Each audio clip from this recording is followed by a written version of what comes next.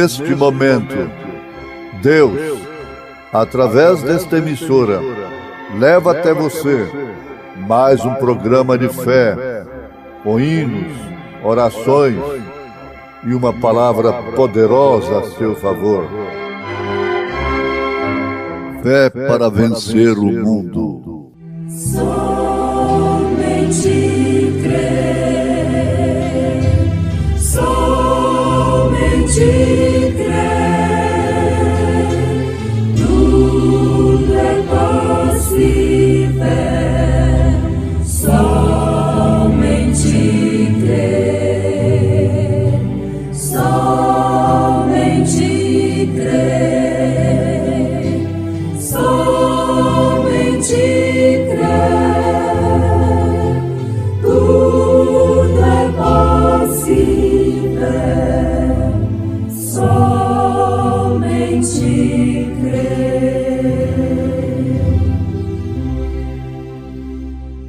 Visto que temos um grande sumo sacerdote, Jesus, Filho de Deus, que penetrou nos céus, retenhamos firmemente a nossa confissão, porque não temos um sumo sacerdote que não possa compadecer-se das nossas fraquezas, porém um que, como nós, em tudo foi tentado, mas sem pecado. Cheguemos, pois, com confiança ao trono da graça, para que possamos alcançar misericórdia e achar graça, a fim de sermos ajudados em tempo oportuno.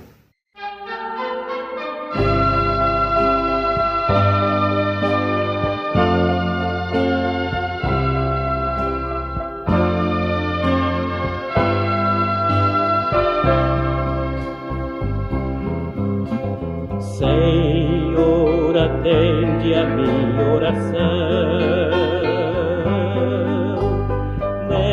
Necessitado e sofrendo estou.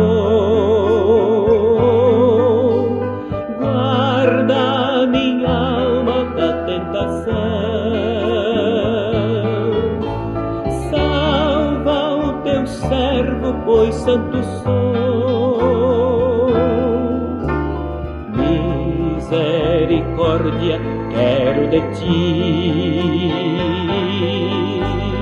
pois todo dia vivo a clamar. Dá-me alegria diante de ti, tu que estás sempre pronto a perdoar.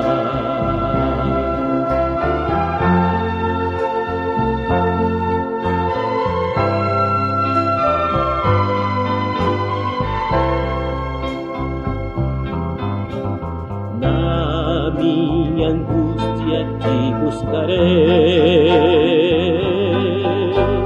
pois entre os deuses és o meu Deus. Em teu caminho prosseguirei, nos verdadeiros ensinos teus. Hei de louvar-te, Senhor Deus meu, teu nome santo exaltarei.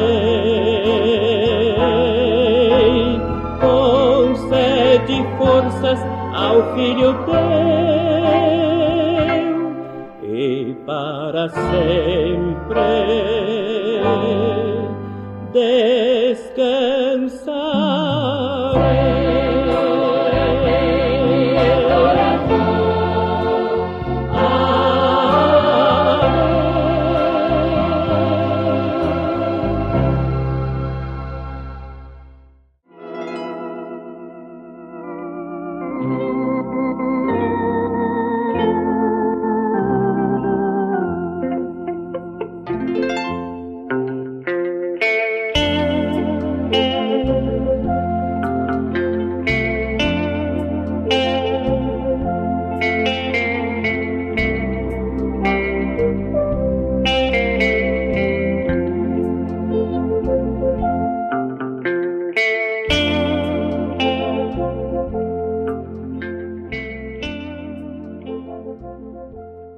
Ouvintes, a Bíblia Sagrada é escrita de uma forma tão importante, tão profunda e tão simples, que somente os simples podem conhecê-la, recebê-la em sua essência. Não foi em vão, não foi por acaso que Jesus Cristo levantou os seus olhos aos céus e exclamou, parece mais como uma gratidão profunda, uma das maiores gratidões que Jesus teve aqui na terra. Que o profeta Isaías profetizou, ele vê o trabalho de sua alma e fica satisfeito, fica agradecido. Não tem nenhuma pessoa que esteja satisfeita que também não esteja agradecida. Sempre quando alguém se satisfaz, é porque alguém correspondeu, é porque alguém ajudou, é porque alguém cooperou. Então, numa gratidão, quero dizer, a maior delas, graças te dou, ó Pai, Senhor dos céus e da terra, porque escondestes estas coisas aos sábios e entendidos e as revelastes aos pequeninos. Parece que Jesus discriminou os sábios, os entendidos. Paulo, na sua primeira carta aos Coríntios, capítulo 1, discrimina, é assim? A Bíblia olhada fora desta revelação pela qual Jesus agradeceu, discrimina a mulher, discrimina as cores, as sementes, discrimina o pobre do rico. Isto quer dizer, discrimina o rico, discrimina o sábio. São Paulo diz ali que são poucos os sábios deste mundo que são salvos. Poucos.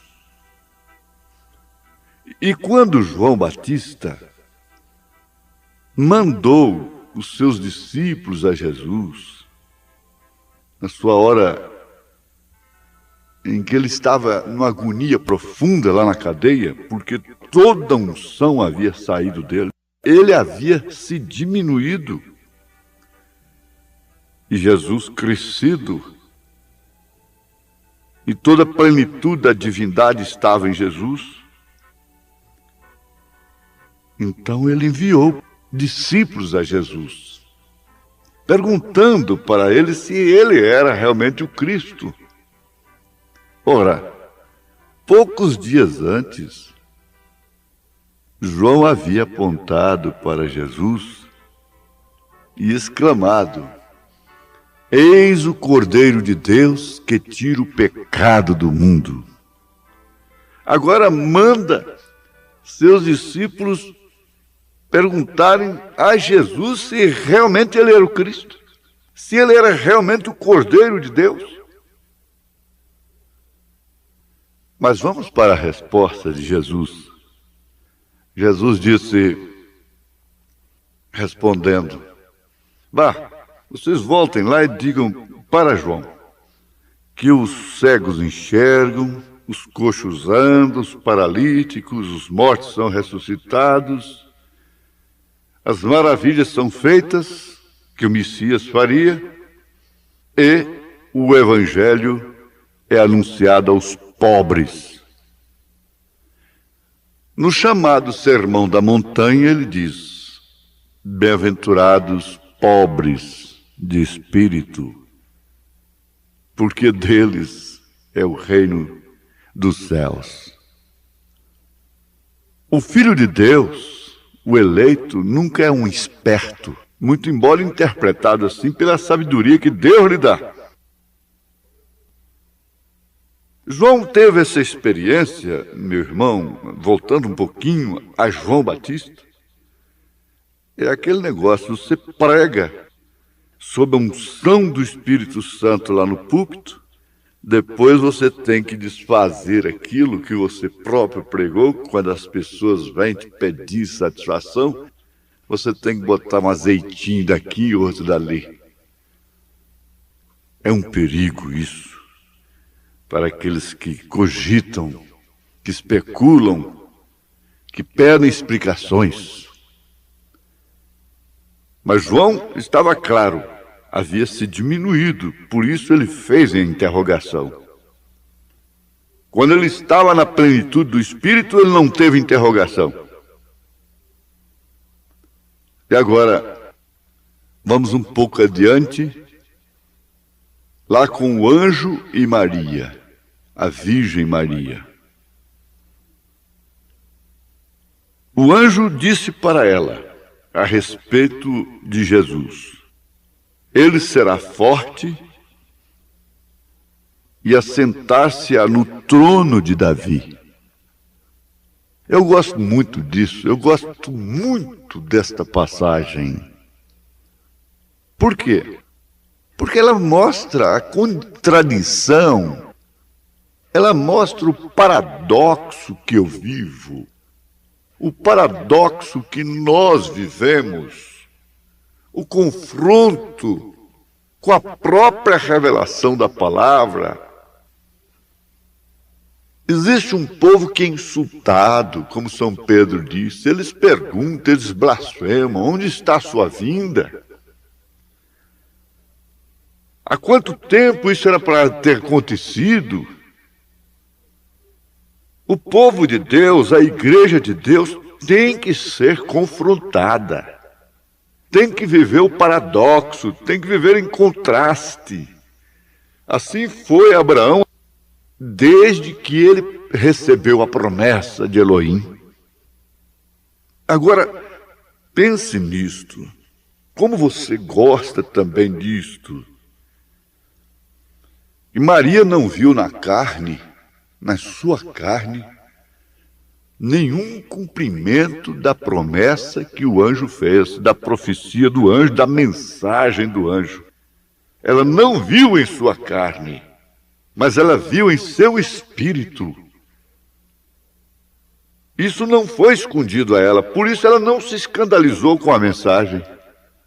Ao invés de ver seu filho no trono de Davi, ela o viu no Calvário, na cruz, derrotado.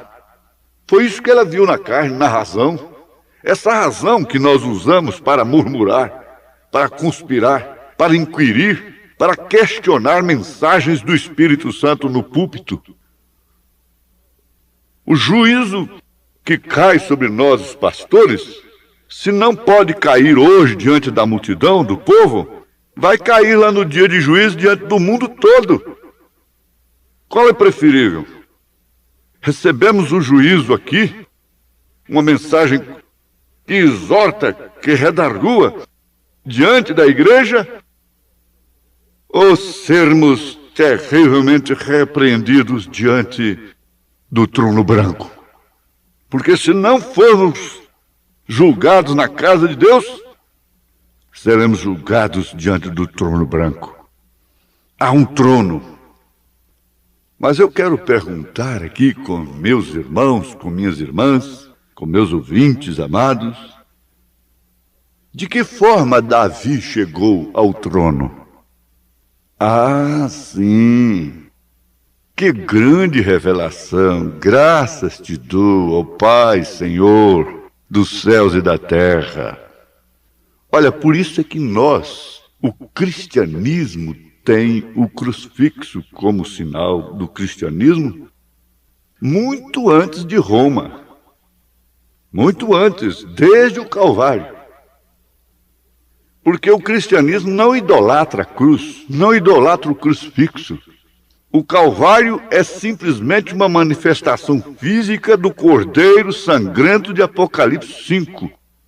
E o Cordeiro não está numa cruz, ele está no trono, num trono da intercessão. Cheguemos, pois, com confiança ao trono da graça, para que possamos alcançar misericórdia e achar graça, a fim de sermos ajudados em tempo oportuno. Aos Hebreus 4, verso 16. Que coisa profunda! Mas quem pode ver isso? Quem está enxergando? Quem está se alegrando, se exultando comigo nesta hora? Somente aqueles a quem o Pai tem revelado. Basta você examinar a vida de Davi, o sofrimento que Davi sofreu, a perseguição que ele sofreu para chegar ao trono. Você verá também o sofrimento de Cristo para chegar ao trono. E ele não parou de interceder. Se não parou de interceder, ele sofre. Sofre a incredulidade desse mundo religioso. Por isso o profeta desta era pregou uma mensagem: eu acuso esta geração por ter crucificado a Cristo novamente, traspassado sua palavra com os credos e dogmas, as lanças romanas que traspassaram o lado de Jesus Cristo lá no Calvário, traspassaram-no novamente com seus credos e seus dogmas, nascidos em Niceia e não em Jerusalém. Batismos, 3 pessoas distintas, tudo é lança de Niceia, que traspassa a palavra. Nós temos um trono, não uma cruz. Nós temos um cordeiro sangrento no trono, não um Jesus de sexta-feira, de ano em ano, sexta-feira da paixão. Você deve se chegar a ele agora, porque ele já venceu a morte. Por nós, por mim, por você. A morte não é outra coisa senão o pecado. O pecado não é outra coisa senão a morte. Morte faz separação entre o homem e Deus. Venceu a morte. Houve um que morreu por meus crimes na cruz, ainda indigno e vil como sou. Sou feliz, pois seu sangue verteu meu Jesus, e com estes meus crimes levou. Meus pecados levou na cruz onde morreu o sublime e meigo Jesus. Os desprezos sofreu, a minha alma salvou e mudou minhas trevas em luz. Ele é eterno e amável, não há outro igual, pois converte o infiel coração. E por essa paciência e amor divinal, estou livre da condenação. Meus pecados levou na cruz onde morreu o sublime e meigo Jesus. Os desprezos sofreu, a minha alma salvou e mudou minhas trevas em luz. Meu anelo constante é em Cristo viver, meu caminho seu exemplo marcou. E para dar-me a vida, Jesus quis morrer, sobre a cruz meus pecados levou. Meus pecados levou na cruz onde morreu o sublime e meigo Jesus, os desprezos sofreu, a minha alma salvou e mudou minhas trevas em luz.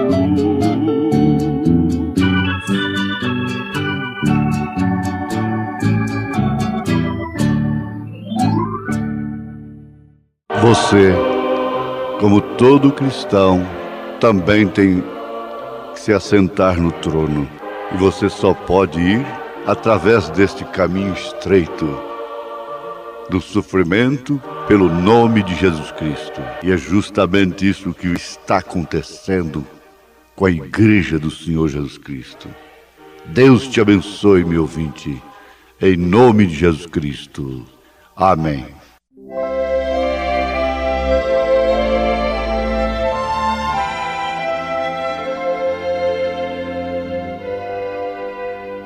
Sendo remido por Cristo na cruz, vivo contente no reino da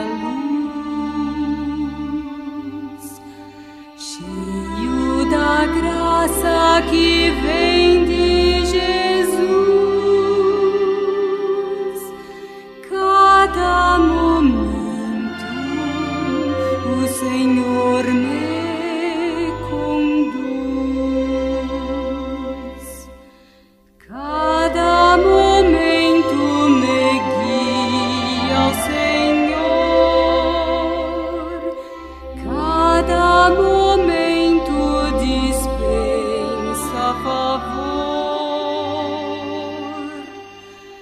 Sua presença me outorga vigor,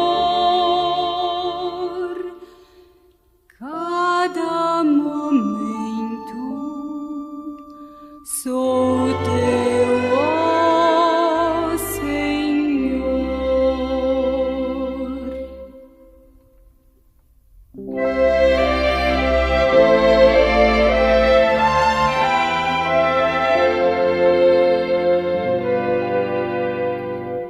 Nas minhas lutas me pode amparar e do maligno também me livrar. Cada momento por onde eu andar, Cristo, meu mestre, me pode guardar. Cada momento me guia ao Senhor, cada momento dispensa favor. Sua presença